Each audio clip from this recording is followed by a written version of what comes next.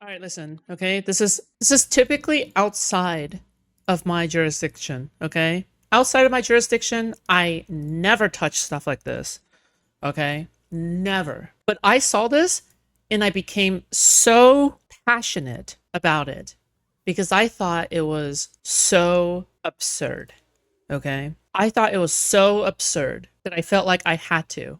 All right? Let me give an introduction to this. Okay. In RuneScape, they're upping the membership fee. Okay. So for those of you guys who don't know, okay, in order to play RuneScape, the MMO, all right, the membership fee is like you have to pay a monthly membership fee. Okay. And now they have raised the membership fee. They have announced that they were going to raise the membership fee. All right. The same game I'm literally playing right now. Okay. So if I go to the RuneScape website, okay, it is $15 a month. Okay. No more bonds. No, there's still bonds. Okay. It's $15 a month. You can do so much more with that money. You can do so much more with that money. Okay. But I'm not going to be telling you how to spend your money. Okay. I think that there's so much more awesome shit that you can do. Okay. Or you can buy a 12-month membership and it'd be $11 a month. I'm not sponsored by Jagex. Okay. With that being said, I understand why they're doing this. Okay. They're doing this because inflation and also because it costs money to run the servers as well as, and wait for it, okay, before you go crazy over the prices, okay, before you go crazy over the prices. But yeah, I got membership for the RS2 beta in like 2003 or some shit for $5. Yeah. Okay. So it's like a tripling of that amount more than 20 years later. Okay. More than 20 years later, like a tripling of that amount. Okay. Finally. Now, you might be wondering why. Okay. And I don't mean just inflation. Why? Because RuneScape decided to remove microtransactions from RuneScape 3. So now RuneScape is fully microtransaction free other than bonds. Outside of bonds, okay, RuneScape is microtransaction free. Okay. So for many years, okay, the most modern rendition of RuneScape, okay, RuneScape 3 has something called the Square of Fortune, which is a MXT interface, okay, and then they had Treasure Hunter, which is another MXT interface. There was this one RuneScape player, okay, called a friend, who made a video series about just simply spending money to max out your account, okay? So basically doing nothing but spending real life money until he gets a maxed account. He probably spent like thousands and thousands and thousands of dollars to do that, okay? But he did it. He proved that it is possible to do that, okay? Now, Jagex has fully removed that ability, okay? So now if you go back into RuneScape, you have to play fair, all right? You have to play fair. You can't do it with your wallet anymore. So Jagex needs a new way to get money. So they decide to up the membership fee. In my opinion, this is justified, all right? If, number one, gaming is a luxury service, okay? Gaming in general is not a basic necessity, nor should it ever be considered one. All right. Because I know that everybody plays video games these days, but just because great. So that means everybody enjoys this luxury product. Okay. Much like Starbucks or anything that you don't really require all that much. Right. Okay.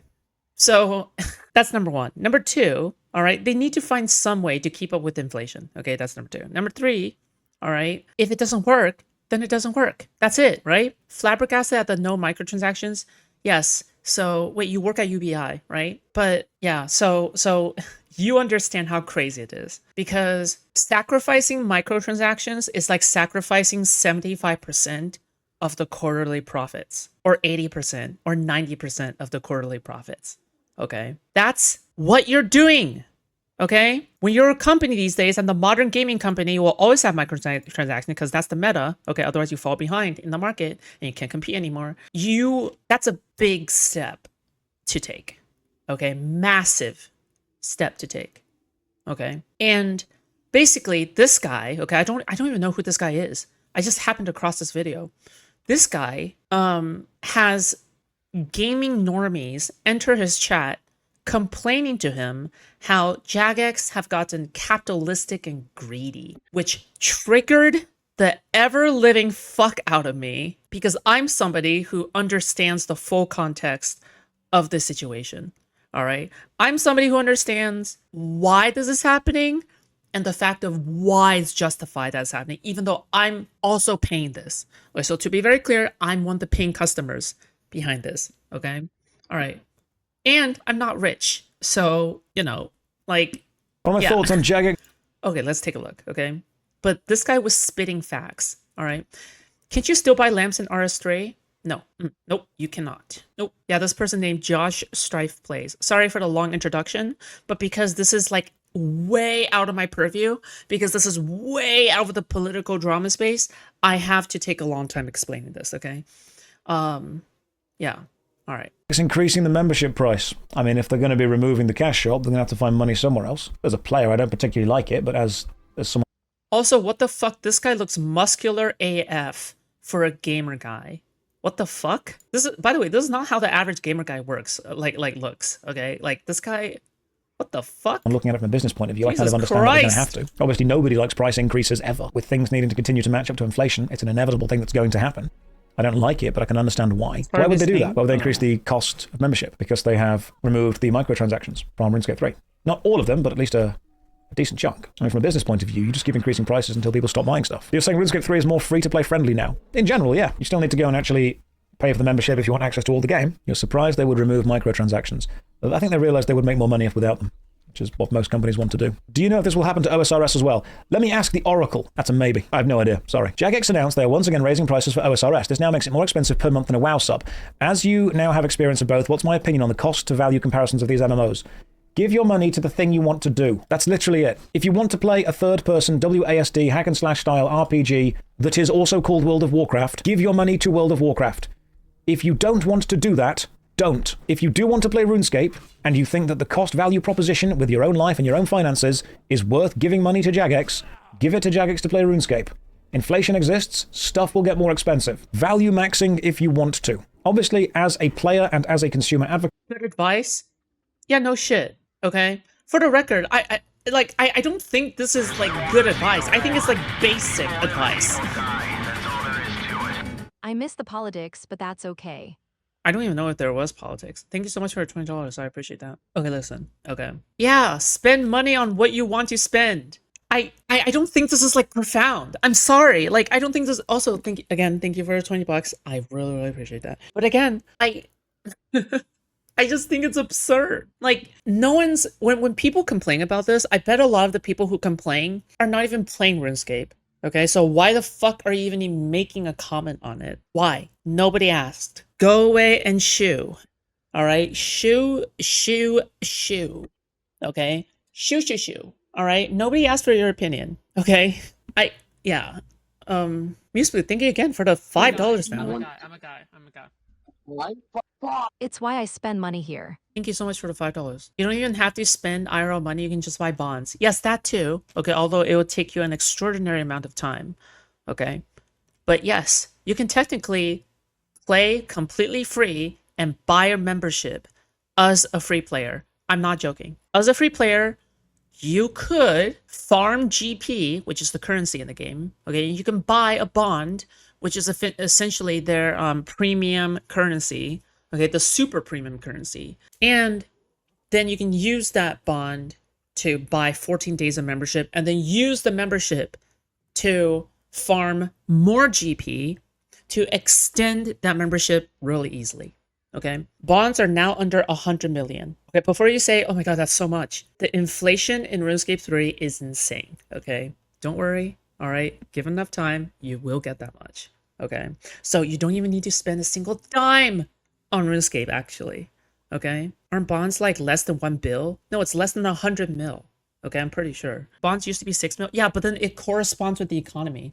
But bonds are like a direct indicator of the RuneScape 3 economy and how bad the inflation is. Okay, make sense? Like, sure, it's 6 mil, but 6 mil was considered to be just under 100 mil back then, right? Like, same thing. I don't ever want anything to get more expensive ever. I do also understand the reality that stuff does.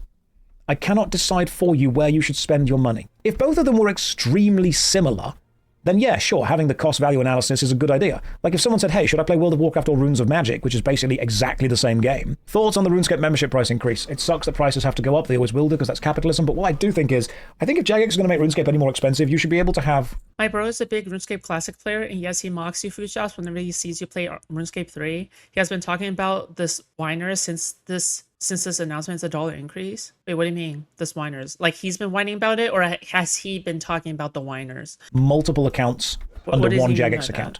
I don't like the fact that World of Warcraft will give you 50 characters. If Jagex is going to increase the cost of stuff, that's... I agree with this, okay? I agree with this, but I understand why Jagex doesn't do that. It's because people pay extra membership to have a new character, okay? They'll be losing out on a lot of money if they decide to cut that down, because it's usually the whales that have multiple accounts that have multiple memberships. Totally fine, okay? But it's got to be worth it for the consumer. So at the minute, if you want to play a main and an Iron Man, you have to pay a membership sub for them both. So Iron Man is like you cannot trade with other players, you can't buy or sell anything on the Grand Exchange, which is basically like the marketplace in RuneScape. That is what an Iron Man is. It's like a completely solo experience outside of seeing other players, bossing with other players, and talking to other players. It's a completely solo experience. Okay. What's the reason they removed MTX? It's because they've been thinking about it for a while, and they were like, we're not sure if we could take the step because MTX is a great way to earn money from existing whales, but there's no good way that RuneScape could draw in new players. Okay, so this is basically a leap of faith that they're taking, okay? Because for many years now, RuneScape has had a dying populace, okay? A dying populace. So even if you keep MTX, but you're going to continue down this saga, okay? Continue down this road, well, I mean, you're going to get fucked, right? Because you're eventually going to have nobody playing. And yes, even though you can technically move onto another game, okay? If you move onto another game and create a new game, I would imagine a lot of the devs that work at RuneScape, okay, that work at Jagex, are actually sentimental about the game, and they actually have a motivation to keep the game alive. As in like, oh yeah, this is the game that I played as a kid, this is the game that I took care of, and I worked here for many years, I want to keep this game alive as well. All right, so there's also probably a lot of sentimental value behind it as well, okay? It's post-EOC. See, that's a misconception. Okay, EOC did drive a lot of players away, but apparently the game was already starting to decline before EOC. No joke. The game was starting to decline in population before EOC. So they were like, okay, we need to do something. All right. But yeah, EOC really fucked up the game even more, okay? Both. Which I think is too much, because almost every other like, I'm not going to deny major that. MMORPG gives you access to multiple characters. Guild Wars 2, Guild Wars 1, Elder Scrolls Online, World of Warcraft, Final Fantasy 14. Yes. By the way, EOC was the evolution of combat in RuneScape, and it was the largest, most pivotal, probably the most pivotal update that has ever came to the base RuneScape. It was like the ultimate make or break, the update that completely transformed the game. You know? You pay for it, but you can have like 10 different things that you do. RuneScape, I know that people are going to say, oh, but you can do everything on one character. Josh did a great video on it. I think somebody else, I think Rain, RS will miss it. No, sorry, RS will. Yeah, RS will miss it has also, yeah, Wilderness Remove. Yeah, well, that too, but then they're still not as big as EOC. But yeah, you can, but yeah, when you compare it to the value proposition you're getting from another... this is a subject that's near and dear to my heart, okay? As an active RuneScape player, this is a subject that's near and dear to my heart, okay? All right? game. They need to start looking at it from a value proposition point of view and letting people have multiple characters per paid account. Because consider the fact that even if they do raise the price and then they lose people, you've got to raise the price again to make up for the lost people, which means you lose more people. So you raise the price again, right. It's a downward spiral. Yep. It's got to be a value proposition. I mean, Jagex wanted you to download the Jagex law. What did the comments even say? I didn't even check. Wait, people are generally not going crazy. They removed... Okay, what is... Like, do you see morons like this? Like, they don't even play... I can tell they don't play RuneScape. And they're just, like, pulling shit out of their ass. Look at this. They removed 1 microtransaction and added 50 more. No, motherfucker, there's 0 microtransactions. Like, the only thing that you can spend real-life money on is, like, cosmetics. Okay? Cosmetics. Okay? They earn money through cosmetics. Like what are you even saying? They removed one micro MXT and added 50. Like, see, that's the problem. Is that a lot of these like motherfuckers don't even play RuneScape. They're not even remotely familiar with it. Oh my god. Oh, I fucking hate gamers, dude. I fucking hate launcher gamers. for a reason, and I think the Jagex launcher is fine. But if you're going to make a Jagex account, just let them pay for one account. Flying Bunny says, I tried RuneScape, Josh. I dislike how they treat free-to-play players, so I quit. That's understandable. Why is it that Warframe, Palia, and Path of Exile can offer the whole game for free, but MMOs always want to nickel and dime you at every passing second? It depends. Because the job of a business is to make money, you fucking dipwad. What you don't want to pay for. It also depends what you do and don't consider valuable and important. Obviously, I think Path of Exile 2 and Path of Exile 1 are both phenomenally good value games. MMORPGs having a subscription service has always been a thing that has brought in consistent money for them, allowing them to create consistent and stable updates. RuneScape has an expensive free trial. Final Fantasy XIV has a free trial. It's the subscription model that allows them to keep going. I'm not saying it's a good or a bad thing, but I'm saying I understand it. Plus, if you make a game free, you can find ways to allow people to pay a lot more money for it in the future. If everyone is limited to paying $15, then you'll make $15 per person. If the game is free but it's unlimited, you only need one person to spend $15,000, and suddenly you've effectively paid for 1,000 people. So while I think that it's great to have a free game that allows you to enjoy it, from a business point of view, free can sometimes be the most expensive. If a game has no cap on how much money you can spend on it, it could, even if it costs nothing to play, be the most expensive game you ever end up playing. Neverwinter is free. I've spent thousands on it, probably going into about 2,000 or 3,000 now. I'm not paying for it anymore, but if a game has no limit on the amount. Also, I'm tired. I'm sick and tired of gamers whining about $100 price tags. Okay, I'm actually sick and tired of gamers whining about $100 price tags on games or $80 price tags on games. Okay, brother, gaming is a luxury product. Okay, yes, I expect a really good game if I'm paying $80 or $100. Okay, I'm expecting a lot of return with that money. Okay, gaming is a luxury product. Go outside, play basketball. Go outside, play basketball. Go date a girl. Go out and do something else.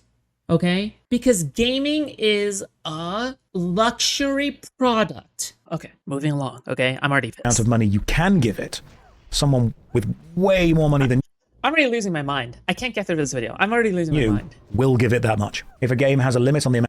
I hate it whenever people like Asmongold or like insert like grifter gamer here go like, how dare they? What about the common people who can't afford to feed their kids? Minecraft yourself in Roblox immediately, okay? Amount of money you can give it, everyone is giving it the.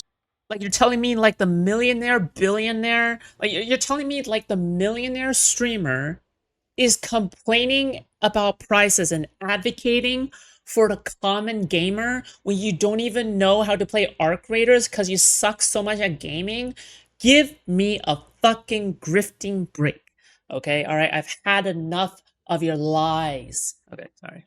Same, and so the game is incentivized to be the best game it can possibly be for as many people as possible. If a game is making money off a couple of people, it is often incentivized to serve those people. I spoke to a friend of mine who worked on a mobile game. I won't say which one, but it was one of those build your kingdom PvP style games. You know, the ones that it wasn't Clash of Clans, but it was similar to Clash of Clans.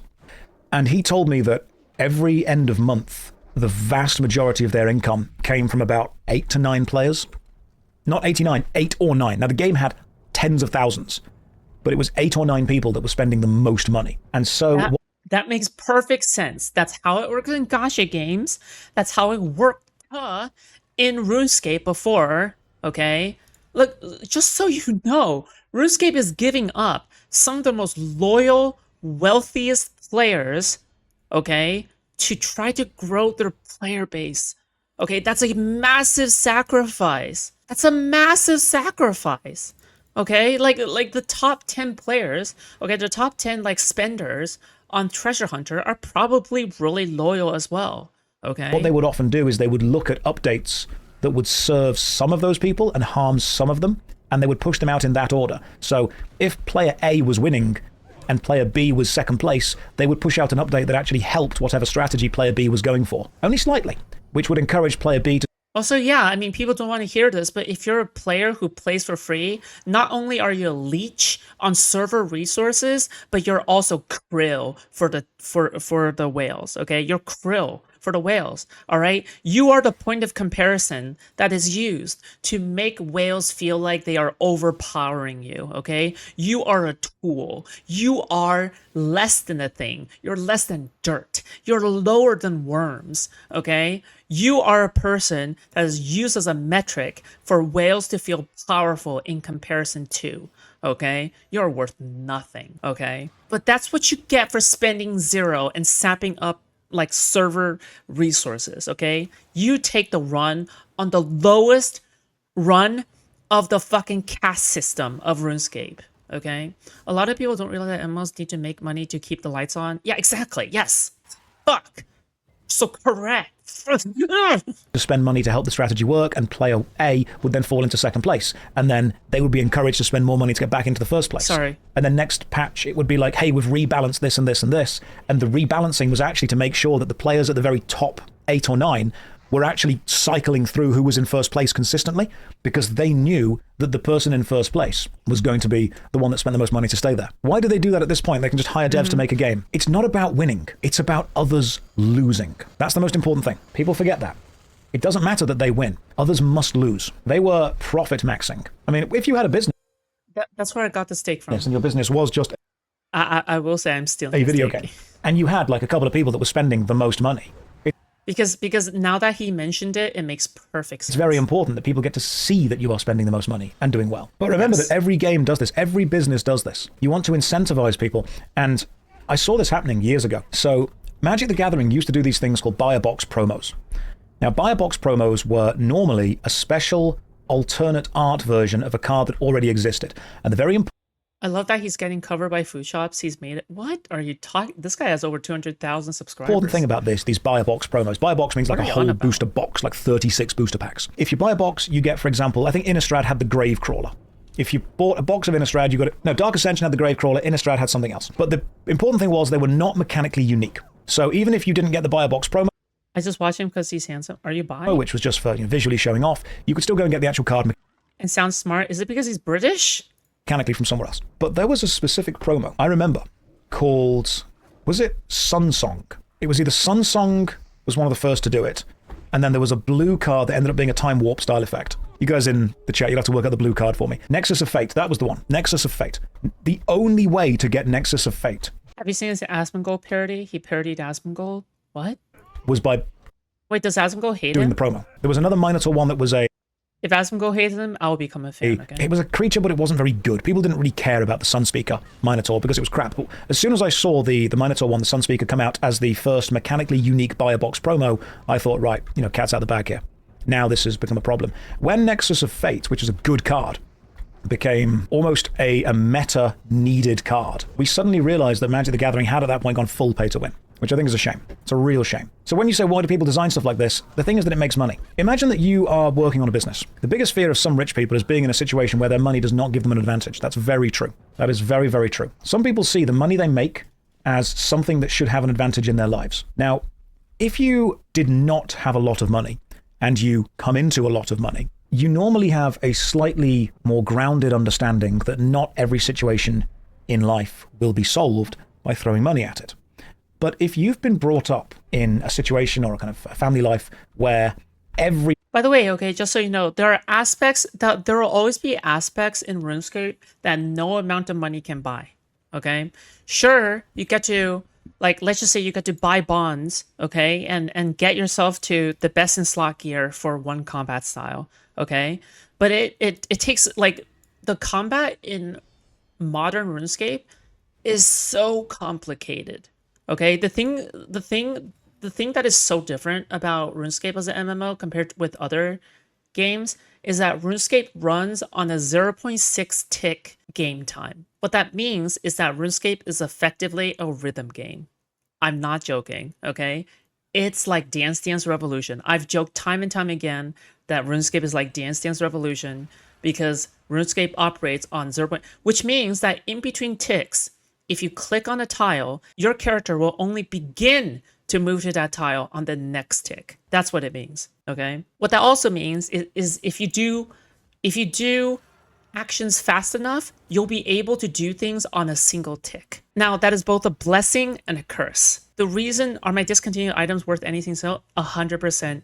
Go in there, sell your items, become a billionaire. Okay, but the point is people need to understand that RuneScape is so skill based. Okay, it's so skill based that I always tell people that money no longer matters in the game because you can spend an amount of time farming the GP and you would earn lots of money. Okay. The real skill comes from how good you are at bossing specifically. Okay. You like the amount of like there's so many things to learn. There's so many things you need to get. It's very deep. It's very complicated, which presents a challenge. Okay. But yeah, that sounds gay. Sounds like just a bad game. I cannot let RuneScape slander go unanswered in my YouTube chat. I'll see you in 24 hours. The problem you face, you can just throw money at and it will solve itself because you can hire people to do it. You can hire contractors. You can get the materials. Then why shouldn't that exist in games you play as well? I'm not saying I agree, but... RS is my favorite game of all time. Okay, you better have said that or I'm going to murder you. You see why it would be difficult for them to change around their opinion of that. But what kind of logic is it to make free-to-play players feel like livestock? Because, Kat, if you're going to have whales, you need krill. A whale only cares if they are beating people that can...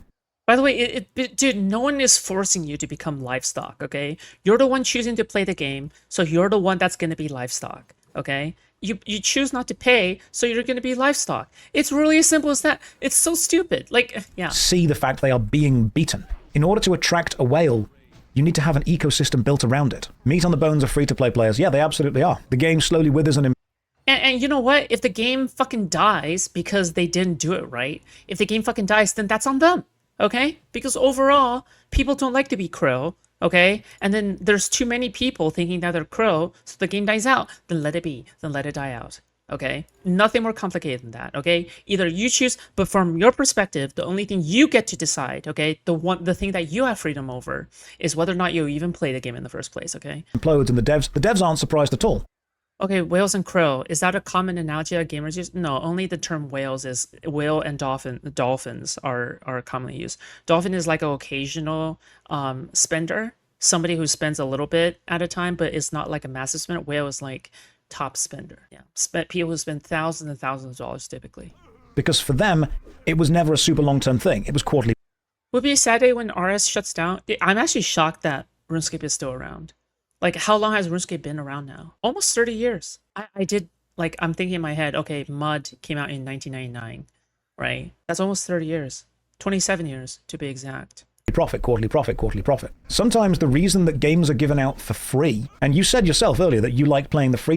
By the way, okay, I just want to say this as well. 27 years is like, what I expect no MMO to last 27 years, okay? I expect no live service game to last 27 years. I don't expect Helldivers to do it. I don't expect Arc Raiders to do it, okay? Mudscape had like 25 players, to be fair. Okay, it was more than that, okay? Like 100 at least. All right, fuck you. But, I mean, it's still MMO. It was still around during that time. Like, it still lasted during that time. Like, they didn't kill it in its crib, right? As Chill Logic would say. To play games. How are there so many games that are free? Because the games that are free will give the whales the opportunity to give them more money. But the whales need something to hunt. The whales need a populace to be better than. And if you are not giving the game... Oh, I use the term crow because he used the term game your money, then you need to be...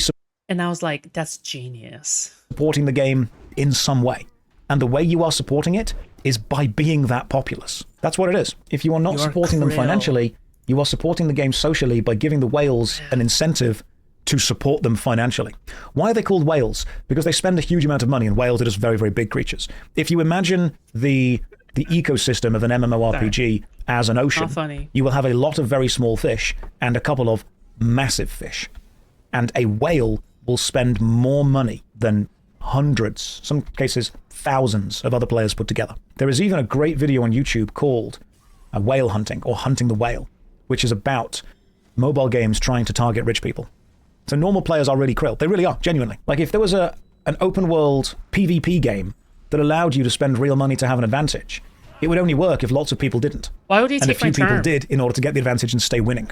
And whenever people pop into this stream and say, hey, I've thought of a game that allows you to spend real money in it, all you're basically saying is, I want to hunt the whales. People that don't spend the real money, they are They are the product that the whales go and hunt. Darth Microtransaction does some great videos on that. Yeah, great content creator. If you're not paying for the game, you are part of the experience for somebody else. And people always say, oh, but the game's going to die. Yes, they don't care about the length of the game. They care about the profit of the game. Now, if the game will make the most profit over what they can... This is something that Hoyoverse will do, okay? I'm going to talk a little bit about gacha games now, okay? This is the same model that they do, okay? We're not even talking about, like, MMOs anymore, okay? When it comes to gacha games, guess what? It is like the way they do the whales dolphins thing, but on crack. Because Hoyoverse would release Genshin Impact, okay? And then later they would release like Honkai Star Rail, and then they would release Zenless. Like, they would move on from one game to the next and then start neglecting its previous game. They would implement new features in the new game that is not present in the old game. Okay? They would do that. And it would become a meme. Okay? It would become a meme because you would be like, oh my god, Genshin could never. That became a literal meme because Genshin could never. It isn't because it isn't. They don't implement that into Genshin just simply because why? It's not profitable. Genshin is so profitable that I wouldn't be surprised if it made more profit still than HSR and Zenless put together. I don't know, but that's my guess. Okay? But yeah. And then Genshin became like the holy grail of gacha games, and every single gacha game afterwards copied Genshin's format, menu, style, currency, model, whatever. Yeah, it's nuts. But yeah. Considered to be. And then every single gacha game that came after Genshin are like, okay, we can do Genshin, but better. We can do Genshin, but better. Genshin is peaked up. Not anymore. No. I would say like during its time, it was peak, but now, like with all these other gacha games that is just simply Genshin but better, I just see no reason anyone would play Genshin anymore. Okay, no story reason that's high enough, no lore reason that's high, no amount of impact that's like there's just nothing. You might as well play WoWa. Okay, a fair amount of time, then yeah, they'll keep the game alive. But let's say to someone, hey, if you can make enough money over the next 5 years to retire and feed your entire family forever, would you do it? Most people would say yes. And if they say, okay, the way you do that is by creating a video game and selling power in that game over the next 5 years. It doesn't matter if it lasts more. Bro, it's crazy. Dude, I don't know anything about geopolitics, but I'm commentating on MMOs like it's my expert field. Fuck me, dude. More than 5 years. 5 years, you cash out, you're done. That's what they want. A lot of people that fund games at the top see the games as the product, not necessarily as a culture to maintain. Now, people are going to immediately push back with, oh, but that's not how this game works, or that game works, or the other game works. Businesses... You can tell what I do in my free time. Just play MMOs. Just have lifespans. And play gacha games too. And it's totally okay to work out the lifespan of a business and say, right, it's going to make the most money by doing this, this, this, and this. I don't like it, but I am aware that's how it works. Look at Ashes of Creation. They got that bag. Now, sometimes the product survives, and sometimes it doesn't. So I'm there to fill a virtual world with life so somebody pays and enjoys it more. Yes, if you aren't... Yes, you're worthless, you piece of trash. Like, who are these people? Like, who the fuck are these people in his chat? It's so stupid. Yes, you piece of trash. You absolute doo-doo butter, okay? You are worthless. You are trash. You are doo-doo, okay? Like, oh, am I really doo-doo? Am I really doo-doo? Yes, you're doo-doo, okay? You're trash. You're Grouch, okay? You're Oscar the Grouch, okay? You're so stupid, okay? You're so stupid to think that you have meaning in this. You have nothing in this world, okay? You're trash. Or you're literally trash. Okay, B-Dot, thank you so much. Welcome to Tier 3. I love you. Welcome to being a member. Welcome to the food court. The bottom of the trash can. Then yes. If you are not giving the company that are making that virtual world your money, then the company are spending money on you. The company are spending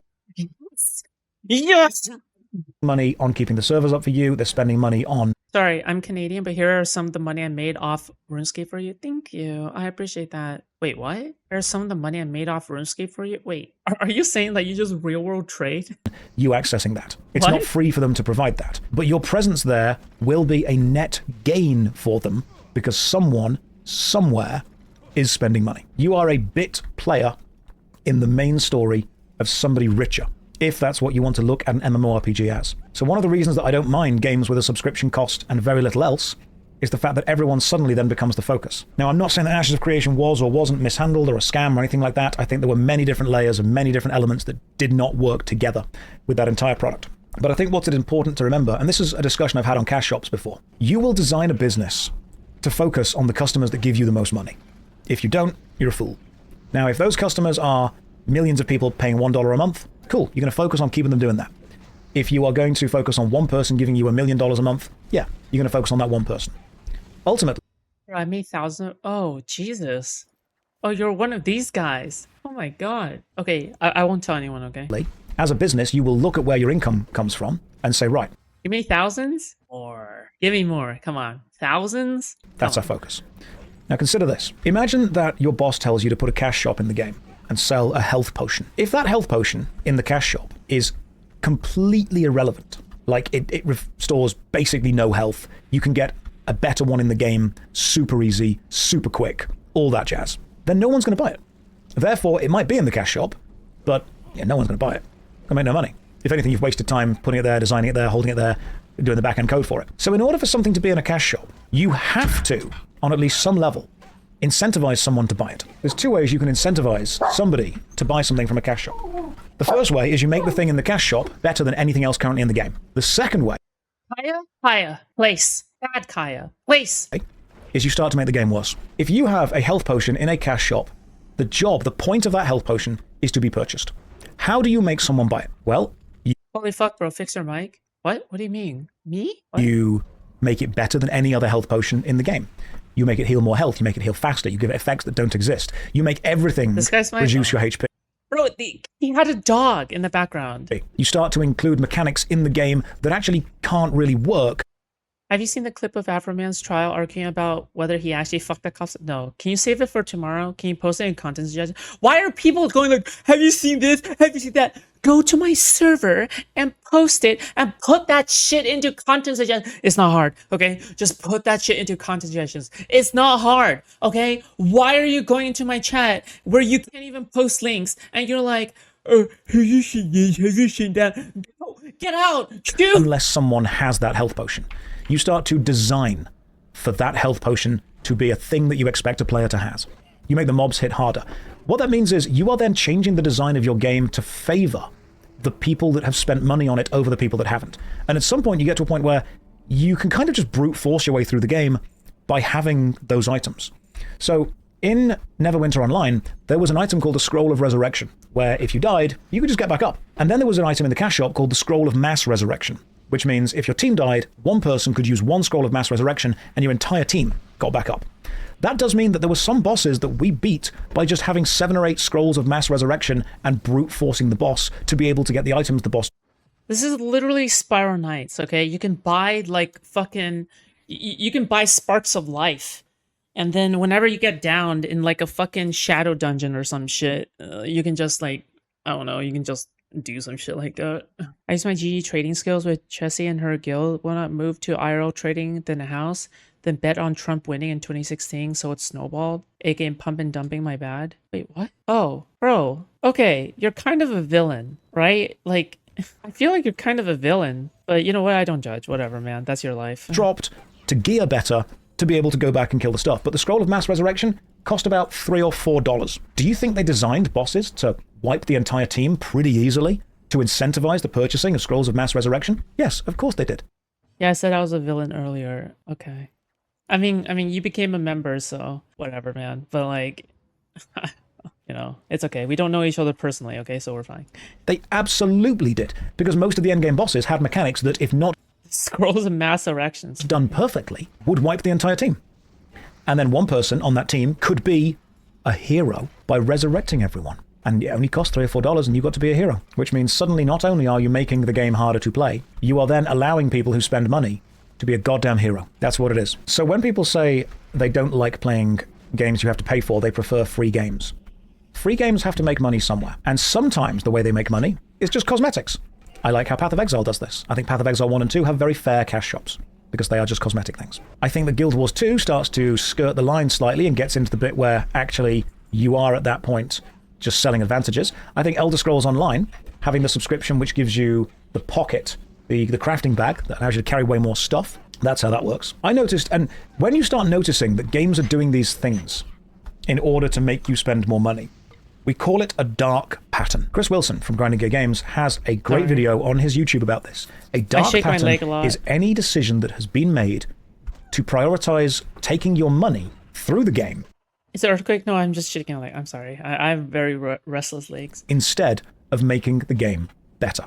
Because let's imagine that a designer designs an incredible boss in a game, but that boss does not have a party wipe mechanic. Well, I mean, at that point, maybe it should have a party wipe mechanic, because we need to incentivize people.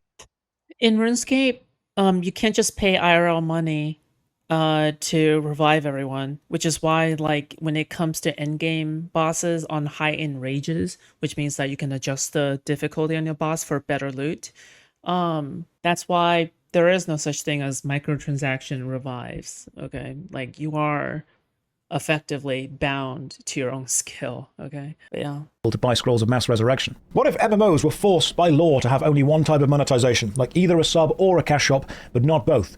Would all of them go for sub only? No, they would probably all go for cash shop. Cash shop makes more money than subs, for a couple of people. Also, when you say forced by law, the first thing that someone would do when they hear that is work out how to get around that. Okay, so, Bunny, you're not wrong wanting this, by the way. The question is, let me ask you this, because this is a really interesting question. Laws don't even work. Like, what? Like, why? Why would you even set up laws for this anyway in the first place? Gaming, I'm gonna say this for the billionth time, and maybe finally gamers can understand, okay? MTX revives would be... Yeah, it's been thought of, like, since forever, actually, right? Yeah. But there is such thing as overwhelming a video game with so much MTX that it doesn't survive, okay? I was like, iDubbbz, leveled up. Okay, now you just sound like some edgy villain. Stop, okay? Like... You're not that cool, okay? You're not that cool. All right, stop. I'm such a villain. I'm such an anime villain. Stop! This sounds gay now, okay? Stop. All right, you're good, okay? Anyway, MTX, yeah. Because the games that I can think of that had, like, MTX revives were not more successful than the games without them, but they still had MTX, yeah? An interesting question. Flying Bunny Cat. Flying Bunny Cat, how much money do you pay into MMORPGs per month? Roughly. You haven't got to tell me everything, obviously. Flying Bunny Cat, definitely a woman. But give me a ballpark figure. Give me a rough ballpark. If you're comfortable doing that. If you're not comfortable doing that, just say, I'm not comfortable doing that. And that's totally fine. I'll respect that. Depends if they release skins or pets. Okay? So you are happy to give your money to a game, which means that you are encouraging cash shop behavior. Okay, some people are giving numbers in general. Can be $100 for plat refill in Warframe, can be $200 for ship in Star Citizen. Okay, Kat, so you've said that you will not play a game that charges you a monthly sub, but you will happily play $100 to Warframe or $200 to Star Citizen. So you've already spent a year's worth of subscription in a game, and you don't get the full game of that because then that game that you are playing will bring out more stuff that you have to buy. Meaning if you kept up with the amount of the full game, you would have to keep paying everything. Whereas if you were to play a subscription game that just have everything, you would have paid less money for more complete experiences. Now, I don't necessarily think that subscription is better than every other type of monetization. I think that buying something and having it is one of the best types, like Guild Wars 1. Like, to a degree, Elder Scrolls Online. Microtransactions will end up costing you far more than anything else you could just buy. It's also nice to know that with a subscription... Elder Scrolls Online really spent time crawling their way back from the dead. Like, good for them. If something else comes out in that game, chances are you're going to be able to get it. Like, way in the past. I mean, there are games that I'm happy to support through their cash shop, but I like it when they have a cash shop that I don't need to use. Like, I will happily support Path of Exile 2. ESO is moving to a free-to-play model with an optional sub and battle pass, because that's how you make a lot of money. But see, when I had the WoW sub, I was under constant type of dread when I was playing anything but WoW. I felt like I was paying monthly for this and I must pay something else, while that $200 ship stays there permanently. Okay, so you've spent 200 quid and you've got access to that ship for as long as you want, as long as the game exists. That's the important thing. So what you care about is object permanence within the games you are playing. But it's still a game. If you play the game for 1 hour, you've effectively then spent $200 on a single hour. If you play for 2 hours, then you've paid $100 for an hour worth of fun. You play for 4, you've played $50 for an hour worth of fun. The more you play, the better the money investment effectively becomes. If you pay $15 or $20 or whatever Warcraft is a month, is it $15 currently? I think it's about $15. If you pay $15, I'm going to use it because it's a nice round number, for World of Warcraft, and you play 10 hours a month, that's not a huge amount of time. I think it's probably doable. $15, you play 10 hours a month, you pay $1.50 per hour. Okay. $1.50 per hour is, I think, a pretty decent deal for entertainment. Very few entertainment mediums will give you more than an hour of entertainment for $1.50. Compare that to going to watch a film at the cinema. You're paying way, way, way more for the cinema. How much would you have to play the games until your $200 or your $100 became 1 hour, became $1.50 worth of it? And of course, obviously, the more you then keep buying, the more expensive that becomes. If you are looking at it on a time basis point of view, let's say that you spend $100 a month on, Warframe. Eventually, what's going to happen is you will have spent more per hour on that than you would have on something else. If that's what you want to do, if your enjoyment of a game comes down to, am I getting the most efficient use of stuff for my money? Are you enjoying the game or are you enjoying the efficiency that it brings? You're not wrong for this, by the way. You spend your money however the hell you want to spend your money. But what this would be is, if I would generate time and opportunity cost, but I agree with this 100%. Video game players are so fucking entitled. They are, because it's a luxury product. For time and opportunity cost, that's another thing that people need to realize, is that sometimes it's better, like especially if you make a lot of money, it's better to spend money on microtransactions. It's actually better, because let's just say you're a rich person, okay? Your time is valuable, all right? You don't have time to be playing video games, but at the same time, you really like this video game, okay? You don't need to lose. You don't need to lose out in this situation, okay? You don't need to sacrifice any of that. Just spend money, right? If you're desperate enough, you spend money because you're rich anyway, okay? You're going to be well off IRL anyway, okay? Like, it won't make you go broke or anything. And your time is infinitely more valuable, right?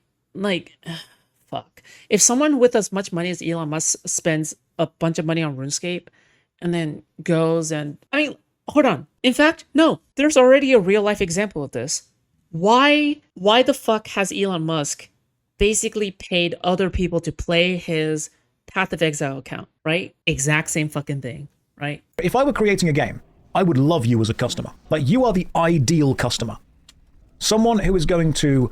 I was the ideal customer, okay? For some other games I played. I wailed out. I wailed out in several games, okay? Before, okay? The last time I wailed out in the game, like in a gacha game, at the very least, or any game, actually, sorry, any game, are years ago. I'll say like maybe 2 years to 3 years ago, I was the last time that wailed in a game, because these days at max, I'm just a dolphin at max these days. But these phases come and go. These phases come and go. Like, maybe there's a period in my life in which I get really hooked onto a gacha game that I can't quit. Okay, so then maybe I'll start wailing. Who knows? Power leveling for people is a lucrative business in the right games. Yeah. Well, I mean, like, we got someone in chat who talks about doing real world trading for RuneScape, right? And I think that's evil. But, like, whatever, man. Like, I'm not your personal judge, right? I will judge you, okay? I think you're evil, okay? But my opinion isn't worth shit, okay? But anyway, power leveling for people is a lucrative... Yeah, which is why, like, people bought and then sell accounts, right? Same thing. Or people will pay for fire cape back in the day, right? People will pay for other people to complete Jad in the fire caves, in the fight cave, to get a fire cape. Bro, I started at like age 15. I'm 31. You should have clarified then. What the fuck? Want to justify their purchase. Also, not only that, again, like me judging someone, all right? Me judging someone, like, who am I to judge, right? I will judge, but I'm nobody, okay? So don't take it too hard, okay? If I do judge someone from chat, my opinion isn't worth more than your opinion to yourself, because I'm just another person, okay? Obviously, I think I'm right because I'm my own person and you'll always agree with your own thoughts, okay? But ultimately, I'm just a content creator, okay? I just commentate on things. Someone who is going to want to make it feel like they're not just paying for game time that they feel indebted to play, but feel that they're investing in something as well. I heard a guy paid for this medical school with RuneScape money. Yeah, exactly. Nothing wrong with that. That's fine. I would love that as a customer. And maybe you do have an element of FOMO. Maybe there is an element of fear of missing out. But do you think the games that you're playing on don't have that? Let's say that you said you used Star Citizen. I mean, people have probably sold meth, okay, for medical school, okay? As an example of a thing that It's easy to be a hero, okay? It's easy to be a hero and you have money, all right? you were happy to spend money on. Now, my opinions on Star Citizen are irrelevant because I don't know enough about it. But do Star Citizen have limited time ships? Do they have... Ayatollah Khomeini? What? Oh, welcome. Greetings, I guess, from Twitch. Have limited time ships that you can purchase in the shop that will go away if you don't purchase them in time or once. I think about people who grind rank ladder on people's accounts for money sometimes. Yeah, when there's like top 5 accounts, it's actually like top 15 people because there's probably like 3 people on each account, okay? Like, I'm just going to be real. I'm just going to be real, okay? even if you're like poop stocking and like urinating in bottles, one person is still not enough, okay? Because you still need to sleep for hours at a time. So yeah, I've cooked and sold. What? Why the fuck would you tell me this? Okay, thanks. I guess I don't know. Like, why are people telling me to stop? They sell out. Someone that knows more about it than I do will have to let me know. They have limited quantity, which means even though it's a digital good, it's a limited quantity thing. Limited quantity a couple of times a year. Okay, gotcha. But they go on sale every year. Right. But there is still an element of FOMO to it. There is still a case of if you don't buy this ship right now, you will lose it until the next chance you get to buy it. Okay, so you said that you didn't like, and I'm not having a go at you for this. This is a really good discussion. Got criminals in chat? No kidding. We got like 2 criminals in like the last 15 minutes. You said that you don't like feeling pressure to play a game if the game has a monthly sub. And that pressure is, of course, annoying. They become available after a few patches for in-game money. Okay, but you also must understand that the game that you are talking about supporting because you feel that you have it also engages in those practices. It's engaging in the practice of this is a limited time ship that if you want right now, you have to spend real money right now. The game that you are supporting is engaging in a FOMO limited time, encourage people to spend money. Oh yeah, okay. Guys, I think I have to applaud Jagex for what they're doing, okay? I have to applaud Jagex for what they're doing because do you know MXT is not the only thing that they have removed in RuneScape, okay? They've also removed dailies. They removed dailies, okay? Dailies. So for like dailies in any game is like, okay, I log in for the day at around the reset timer and I will complete my dailies because the game forces me to keep on coming back, okay? RuneScape has removed the mass majority of its dailies. Why? Because they think it'll be good for the spirit of the game. Another thing that is being decided outside of profit. That's insane. Fear of missing out? Yeah, but like dailies is a huge helper. That's actually good. It's not good for the company, okay? It's not good. Like, okay, if they get rid of dailies and the company dies and there's no more game, that's obviously a bad thing, right? Which is why, in my opinion, it's good to support Jagex right now with as much support as they need. Why? And I think that's why I think it's good for them to raise prices. Because in my opinion, they're sacrificing so much. They're sacrificing so much because they're making a gamble. Okay, so in business, you have to make a lot of gambles. Okay, and this is one such gamble. All right, sometimes it works, sometimes it don't work. Right now practice. That just is happening. Which means that when you spend money on the game by buying the ships like that, you are encouraging them to continue doing that because that's what makes them the money. FOMO can exist in anything. It exists in World of Warcraft. Exactly, I love Warcraft. Honestly, dailies is half the reason to log into most games these days. Yeah. One of the things that they have said about RuneScape, and I think that this is like the nail in the head for a lot of other fucking consumers, is if you make it so then dailies are the only reason why you go into a game, you're already on like the death spiral on like no longer playing that game. But the devs know that, okay? But the devs know that, so they know that you're gonna be doing dailies until you no longer do dailies, okay? Basically, it's to extract what little profit they can extract out of you left before you quit the game, okay? Because they know that you're like a person who is already fading away, okay? If they remove dailies and then somehow turn all of these dailies into stuff that you can just simply grind out all day, okay, which is what they've done to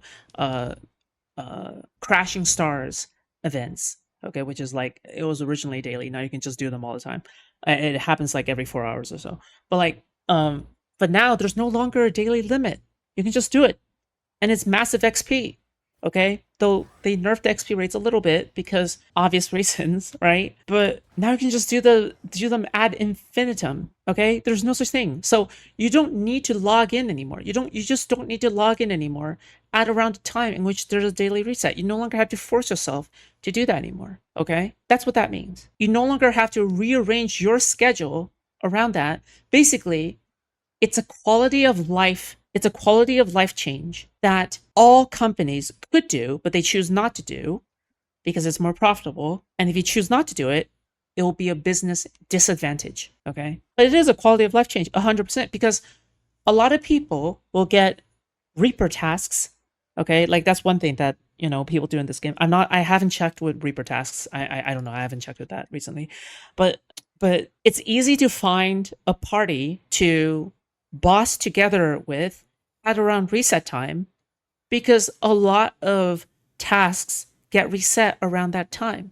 So for the people who live outside of that time zone, who are unable to be there at around the reset time, they can't find anybody to boss with.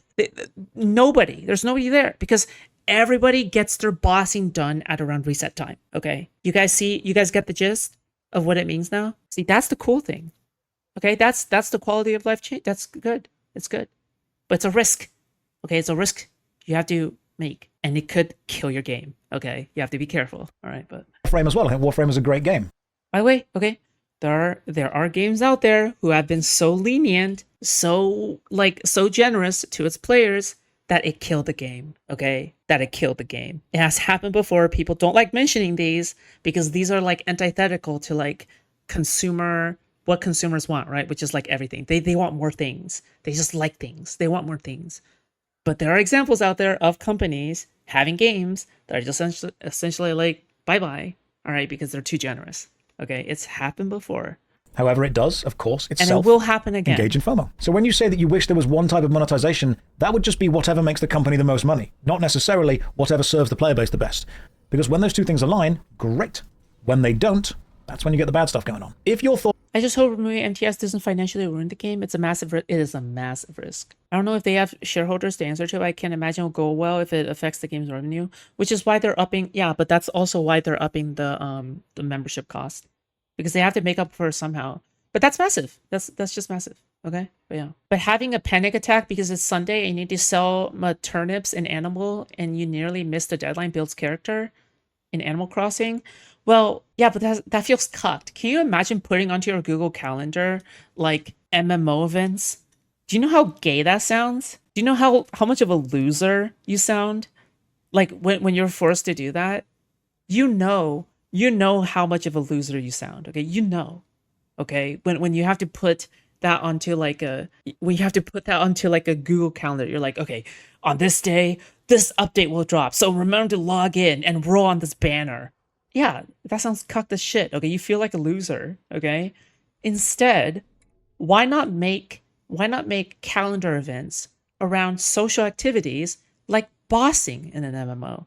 Wouldn't that be much better? Like raids or progging in Final Fantasy 14 for ultimate raids. You with like 6 other people, you with 700 people or 8 other people, like trying to prog in the ultimate raid. Now it becomes a social activity. It no longer feels like an obligation. It's a social activity now, which is an obligation, but it's less loser, right? Sort of, I spend money on this and I have access to it forever. That sounds great. That's what Stop Killing Games is kind of about. Just watch a video where you address the fellow who wanted to make an MMO for real world money. Love what you had to say. Oh, thank you very much. They think I'm a dick because I question their ideas. The next time, just send them the video. If you bring real world money into an MMORPG, you're effectively saying, can we make a game where you can just pay more money to be better at it? Which sucks. But if I play a free-to-play game that's pay to win and I meet someone that's spent, 10 million quid in that game, which is honestly not that the reason why people are pissed is because people don't know how to manage expectations. I think that's what's really going on here, okay? People don't know how to manage expectations, and then you make yourself sad, okay? Autism, I guess, we enjoy non-social calendar. Okay, listen, if it makes you happy, put whatever you want on your calendar, okay? I'm not here to tell you what you could or could not put on your calendar, okay? But I'm just saying, it just doesn't feel great. It doesn't feel great. Okay, like I'm sure it satisfies your ADHD.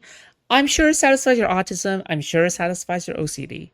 Okay, but let's be honest, it doesn't feel as good as putting on an event that says, okay, it's time to meet up with real people to do cool things online or IRL. It doesn't feel the same as that, right? Unlikely. Then I'm going to say, hey, thanks for keeping this game free for me. Appreciate it. It's very kind of you.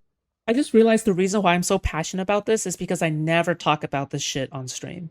Okay, but I bet if I covered this shit all the time, I would have nothing to say. Yeah. Also, once a game goes offline, you don't have access to your ship anymore. I don't think it's healthy to see a digital good that you do not have complete legal, lawful ownership over as something that's going to last forever.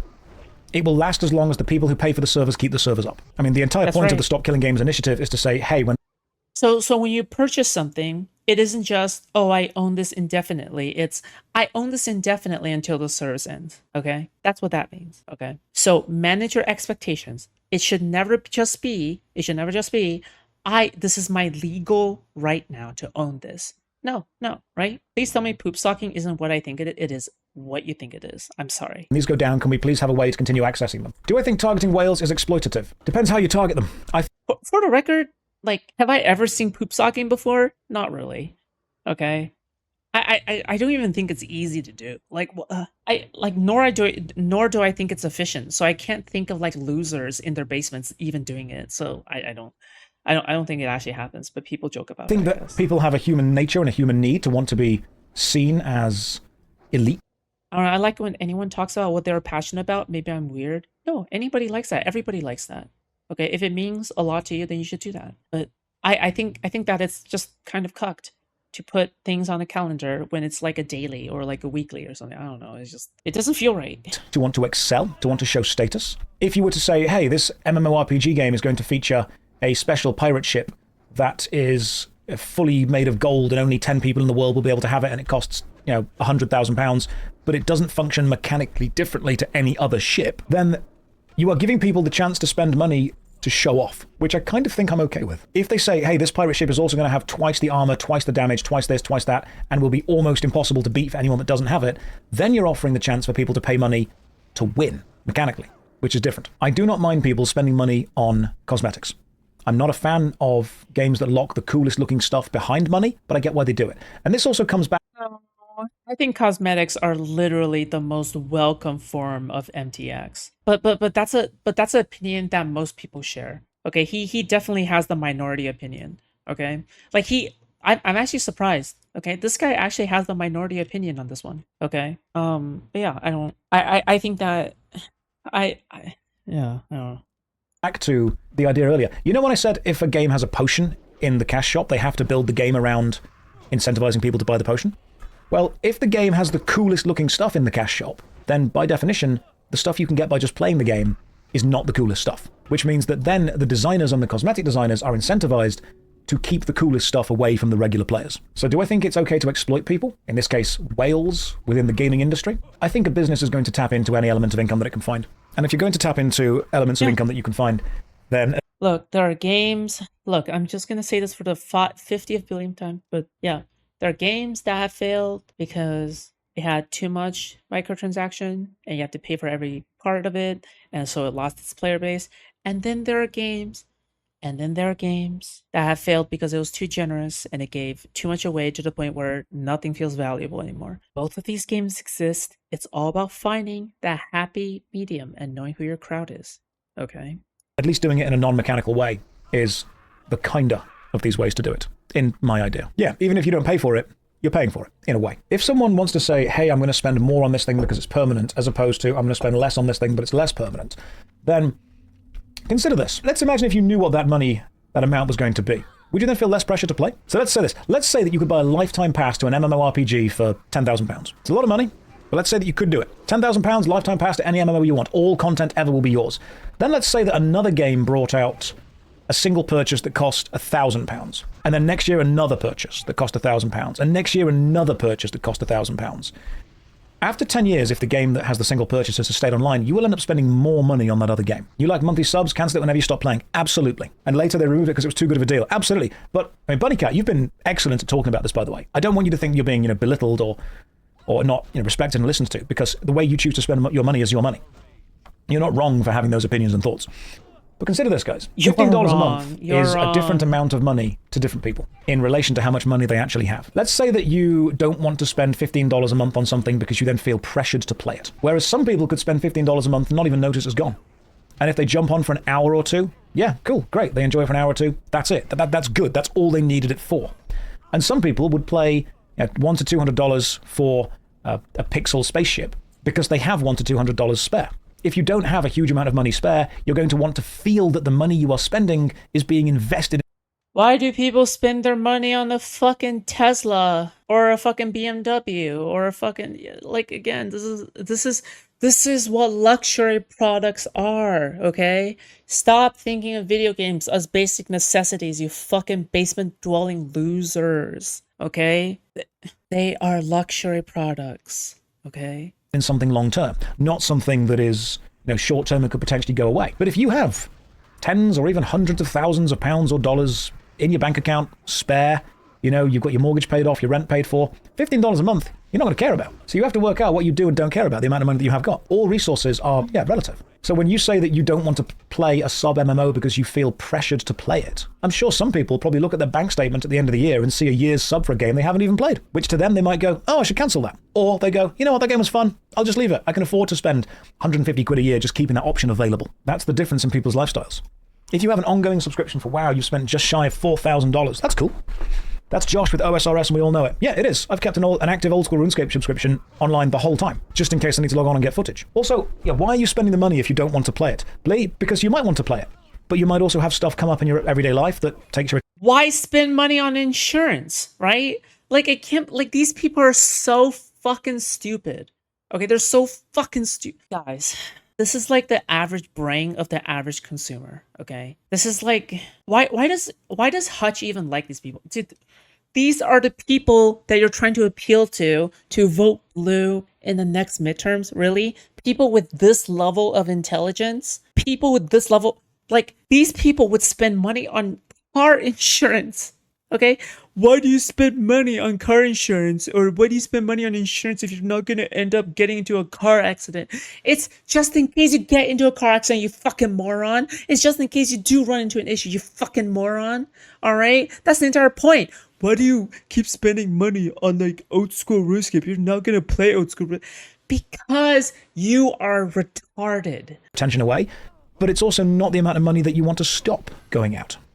The amount of money that you do and don't spend or consider worth spending or worth, retrieving is based on how much you do or don't have. Would a sub of 30 days, but it being in-game days, not negate the FOMO? No, Hayne. What that would do, great idea, by the way, what that would do is incentivize only the most efficient possible gameplay. If you knew that your sub was ticking down as you were playing the game, then very few people would want to play for fun. Very few people would want to be silly with those games. And if you failed a dungeon run because of somebody else messing up, that would be incredibly toxic toward that person, because then you've got all...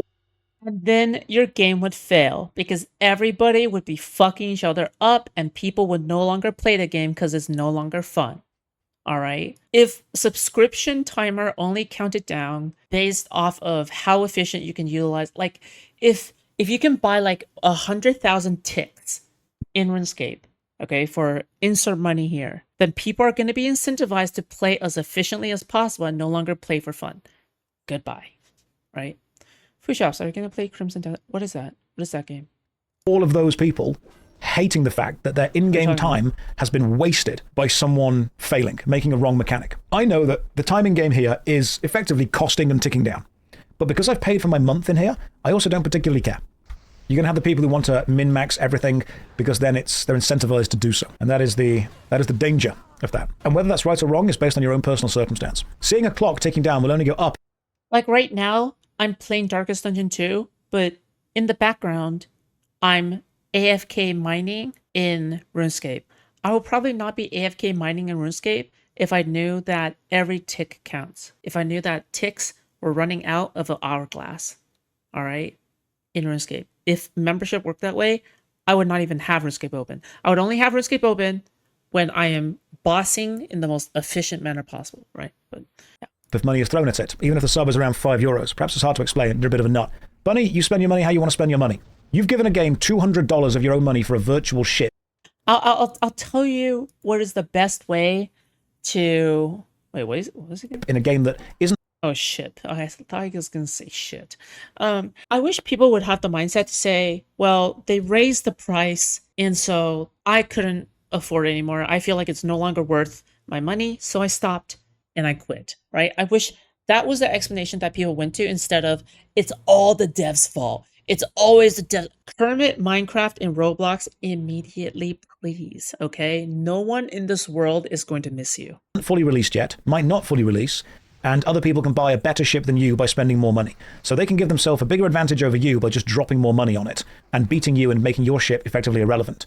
Someone cannot spend more money on Classic WoW and immediately be better at it than me. I mean, they can buy a boost, but until I get to that point, we're not going to be on the same kind of level. Now, I don't particularly like games that allow people to throw more money at them and be better. I think that kind of sucks. Wasn't there a guy who spent so much money on Diablo Immortal, his gear was so good the game couldn't find anyone to pair him against? I have heard of that, yes. I have heard of that. People...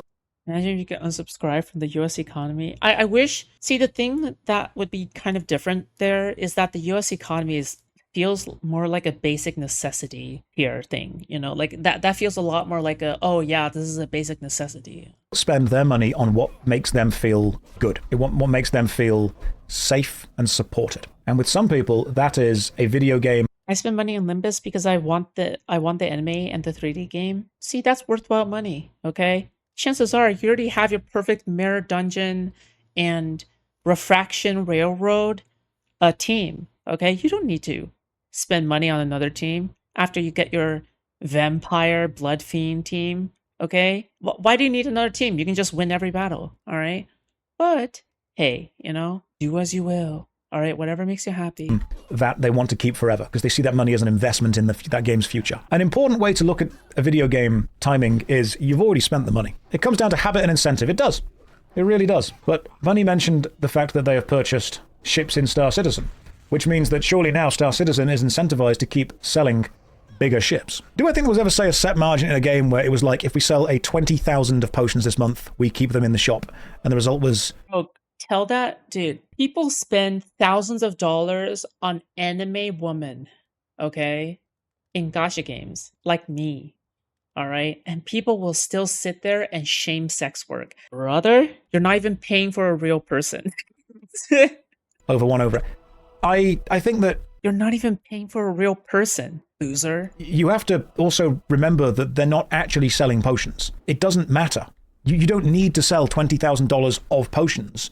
You just need to make money. You are selling a digital good, which by its very nature is not finite. It is infinite. You are just giving someone access to a number of ones and zeros.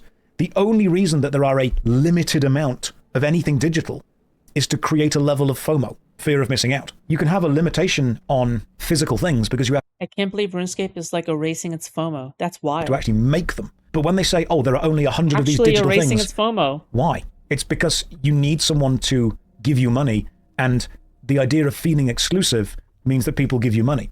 So when you say they need to sell $20,000 of potions, once it's in the shop, as long as the amount of potions being sold is greater than the amount of electricity that it costs to simply keep the shop alive, everything is profit. It is straight up pure profit. That's all it is. Even sales in a cash shop are FOMO. Things like, you know, buy this premium currency, get 50% off. That's FOMO. That's actually another dark pattern. So, have you guys ever seen that you normally cannot purchase stuff from an in-game shop directly? What you have to do is buy actual premium currency, proprietary currency, and then you buy stuff from the shop. So you buy $10, $20, $50 worth of special magical currency, and then you use that currency. This is another part of the dark pattern. It's a level of what we call obfuscation, which is the ability to hide the real value of something. There is also a legal reason it's done, because then nothing in the shop has any actual real-world value. Now consider this. Let's imagine that you spent 50 quid for an in-game item, and then someone killed you, and they got the in-game item.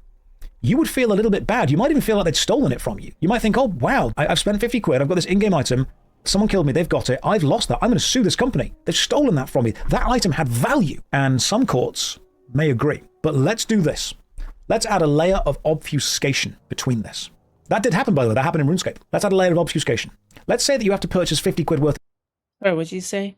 This topic is so fascinating because it has more to do with like business and econ than it has to do with gamer drama or gaming news. Okay? Like, this is essentially like a crash course. This feels like essentially like a crash course in like econ almost, right? You learn so many fascinating things just by diving into the subscription model and how game companies make money, right? It's so fascinating. Yeah. Everything is profit. It is straight up pure profit. That's all it is. Even sales in a cash shop are FOMO. Things like, you know, buy this premium currency, get 50% off. That's FOMO. That's actually another dark pattern. So, have you guys ever seen that you normally cannot purchase stuff from an in-game shop directly?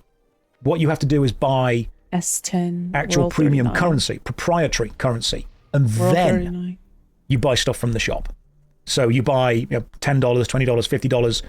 I keep waiting for Foodshops to reveal this is all lead into dropping a Raid Shadow Legends. I feel like Raid Shadow Legends would have me talk about their game at the beginning of the stream and not at the end of the stream. worth of special magical currency, and then you use that currency. This is another part of the dark pattern. It's a level of what we call obfuscation, which is the ability to hide the real value of something. There is also a legal reason it's done, because then nothing in the shop has any actual real-world value. Now consider this. Let's imagine that you spent 50 quid for an in-game item, and then someone killed you, and they got the in-game item. You would feel a little bit bad. You might even feel like they'd stolen it from you. You might think, oh, wow, I've spent 50 quid, I've got this in-game item, someone killed me, they've got it, I've lost that, I'm going to sue this company. They've stolen that from me. That item had value. 50 quid, definitely a fucking bonger, dude. And some courts may agree. But let's do this. Let's add a layer of obfuscation between this. That did happen, by the way. That happened in RuneScape. Let's add a layer of obfuscation. Let's say that you have to purchase 50 quid worth of premium currency. My job doesn't want to allow the premium currency at discount. That is usually one of the best sellers. Yeah, of course, because it's used universally. That makes sense. And then in the game, you can spend the premium currency on items. But here's the kicker. You cannot lose the premium currency. You cannot be killed and have someone take the premium currency off you. Because what you are buying is not the item. You are buying the premium currency. That is on your account. That's yours. No one can then take that from you. Even if they kill you, you don't drop it. Then you use the premium currency to purchase an item. Then they kill you and they get the item drop. It's very important that because of that layer of obfuscation, you have not actually lost anything of real-world value. Because even though the item itself was purchased using a currency that has real-world value, the item itself did not. Because the item can change the in-game value as and when it wishes. It has a... That's right. If you buy bonds and then you use the bonds to trade for GP and use the GP to buy yourself, let's just say, a party hat. Okay, I don't know why anyone would do that, but let's just say that was your... Okay, listen. Okay, this is just an example, okay? But you use real world money to buy bonds and then trade that in for a party hat. Okay, a purple party hat. Okay, and then you lose that party hat in some wilderness PK event. Okay, sorry, bud. GG. Value of 0. That is...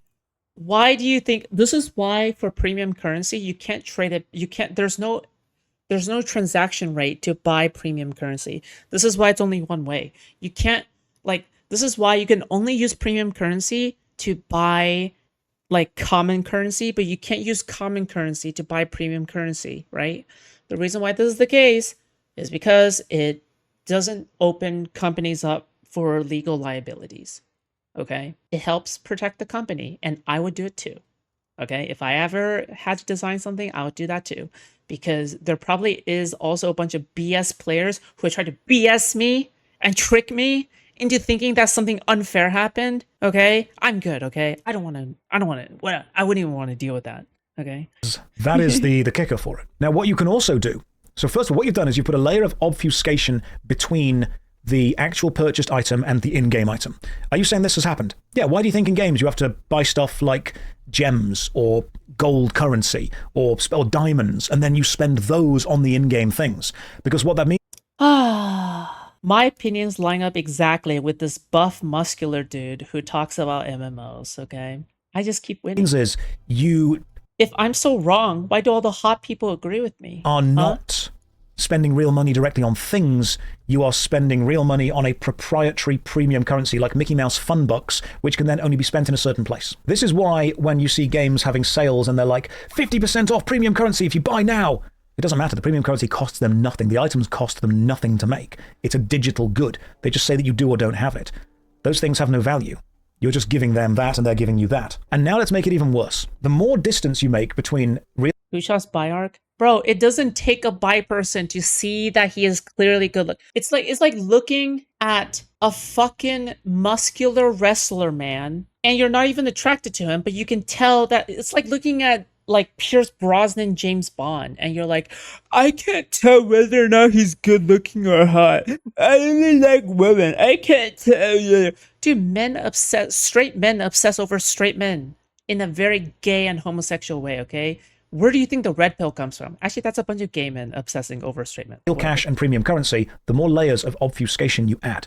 Let's say that you can spend $50 to get 45 crystals, and then you exchange 45 crystals for 13 star shards, and then you can exchange 10 star shards for 1 prime gem, and then you can take 1 prime gem and break that down into 3 different, super duper crystals.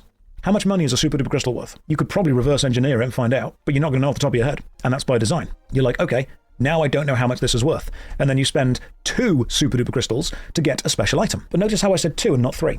How many super duper crystals did you get? You got 3, didn't you? And then you're spending 2 to get an item, which means you've got 1 left over. But nothing in the shop costs 1. So what do you need to do? Because if you leave that 1 crystal on your account, you know what you've done? You've wasted money. That's going to sit there, staring at you. Hey, you bought me. You spent real world money on me. You can't do anything with me. May as well get some more. Well, I mean, also, this is why, like, when people make these, like, premium money packs that you can buy with IRL money, they make the money count either a little bit below or a little bit above, okay? They're both good, okay? Because if you put it a little bit below, they're going to be like, oh, I have to spend 2 packs. I have to do 2 packs, right? Wait, hold on. But if it's a little bit above, then you buy that pack, but oh wait, hold on, you got stuff left over. Wait, but that stuff left over isn't enough to buy something else. You guys get what I mean. You guys are familiar with this, right? That is a specific thing that is designed, because what you then see is premium currency is not only sold to obfuscate the real world value, not only then converted to several different layers of premium currency. I'm against laws just mainly because, I don't know, like I only believe in laws where you can draw a strict line. If you can't draw a strict line, it always feels like people will always find a way around it, or people will exploit it and take advantage of people. Like, in my opinion, this is why, I don't know, like this stuff is very hairy, okay? It's not as easy as people think it is. To obfuscate value. It is then taken off you in non-balanced amounts to leave some in your wallet, because by seeing some premium currency left in your wallet, you are reminded that you have some value. It's almost like a gift card with a single cent on it. May as well use it. And if you don't, you have wasted it. You think you've left something on the table. You've wasted it. So what you then do is you get people to buy more. Let's say that you can buy special premium currency in packs of... My cousin lost $2 billion in the dueling guild and didn't understand it was worth $2,000. I was dumbfounded. Like in old school RuneScape, right? 2 billion in RuneScape 3 is like nothing, right? 1,000 or 2,000. And let's say that something costs 2,900. You're going to buy the 2,000 pack, and then you're thinking, well, if I buy the 1,000 pack, I'm going to have enough. I'll have 3,000. That's 2,900. But then, hang on, I'll have 100 left over, and the next thing in the shop costs 110, which means you're actually now incentivized to buy 2,000 packs, which will give you 4. For the glitch, so kicking gave you a slight edge. Okay. 4,000. However, there's a really cool item that costs 4,001, which means there's actually a 10,000 pack. He doubled up until his... This is why, like, if you keep on double or nothing, you're gonna lose everything. Like, that's just how it works. But I get it. Gambling addicts, okay? Like people are gonna be gambling, okay? That's why they removed dueling. It's because it was clearly very unhealthy for the aura of the game. Better value, so you may as well go and buy that. Here's the trick. They never wanted you to buy the 1,000 and 2,000 packs. I used to do this in marketing all the time whenever I worked in retail. Those things are called price anchor. Oh, he worked in marketing. Oh, that kind of explains why he has... Okay. What we want to do is anchor your expectation to something lower, then give you something that looks like great value. Let's imagine this. Let's imagine that I'm selling 3 different products. Product 1, 2, and 3. 1 is a very small version of the product that costs £10. 2 is a slightly bigger version of the product that costs £11. And 3 is a really big version of the product that costs £500. The vast majority of people are going to buy the middle product because they're going to say, well, I can spend £10 to get the small product, but it's only £1 more to get the middle one. And that seems like a really good value. And the top one is way too expensive. I don't need that. So I'll buy the middle one. Here's the trick. The £500 one only existed to get you to buy the middle one, to make it look cheap by comparison. It makes sense. Okay, it makes sense why he understands all of this now. He was a businessman. That makes sense. He was a businessman. Okay. Comparison. And the small one? He looks like a businessman too. Only exists to incentivize you to spend the extra £1 to buy the middle one. There will be 10,000% more of the middle one that are made than the small one and the big one, because that's the one we want you to buy. But if we only put that one out, you won't buy it because you've got nothing to compare it to. We've not anchored your price to anything else. How has this become a business marketing meeting? Because you need to know. You need to understand exactly what they're doing. So when you... That's clever. Everyone wants the medium option. I mean, this is stuff that, like, you know, even as a consumer, even if you, like, pay attention as a consumer, you'll begin to notice things, okay? Like, you'll begin to notice things if you pay attention as a consumer as well, okay? But go to a premium currency of a shop, you sometimes in mobile games see that even they actually have plastered when you're in the shop, it says most popular, most common one to buy, best. yeah, but also like they have no obligation to tell you the truth, right? Like, they'll say, oh yeah, this is the most popular, this is the most hot, this is the hottest thing to buy, okay? everyone knows. Come on. Everyone knows that's not the truth, okay? Everyone knows. Like, you're telling me that this is the hottest. Like, sometimes your new camera says, look, lighting. Like, thank you. I appreciate that. It's very comfy. But also, everybody knows. Everybody knows it's not the hottest thing. But then any store can tell you that. Any game can tell you that. Even IRL. Okay, that's how it works. Value, best deal, here it is, which makes you go through all the maths and think, you know what, that is the best value, I'm going to go with that one instead. If you know the tricks, it's harder to be tricked. I want to try and explain to you what these systems are that are kind of getting their hooks into you. Remember the Diablo Immoral video that I made? Remember that whole 800% value thing? Compared to...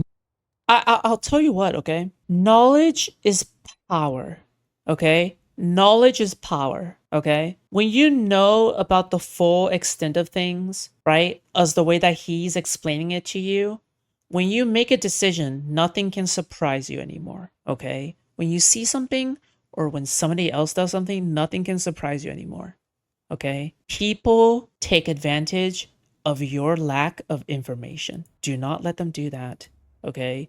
Acquire the information. Use it to your advantage, okay? So then you're never surprised.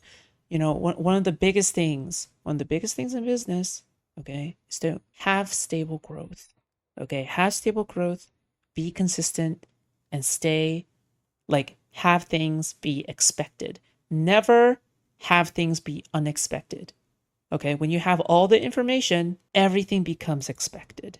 Nothing becomes unexpected. Boom, right? Boom. What? 800% value against nothing. It's just a number they put on there. Forewarned is forearmed, and there is nothing scarier than a forearmed man. Except there isn't an option to not be tricked. There are no businesses that do not do this anymore. You felt poor when you went to train your jewel spec. You went out and bought 5 apples. I would do this too. If I ever made a business, I would do this too. Although, to be honest, like, if I reopen my OnlyFans, okay, and I decide to do that again, I probably wouldn't do that. Like in what context would that even work? Like, I don't even think that would, and that would open me up to like controversy or some shit. But because you'll never afford the dual spec.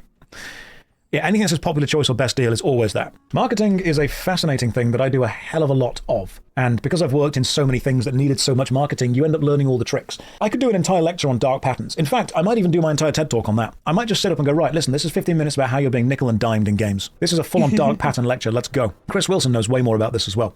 He put a great video out on YouTube that you guys should go and watch. You love the discussion, been getting into this stuff more than in the past, and it changed your whole attitude. Absolutely.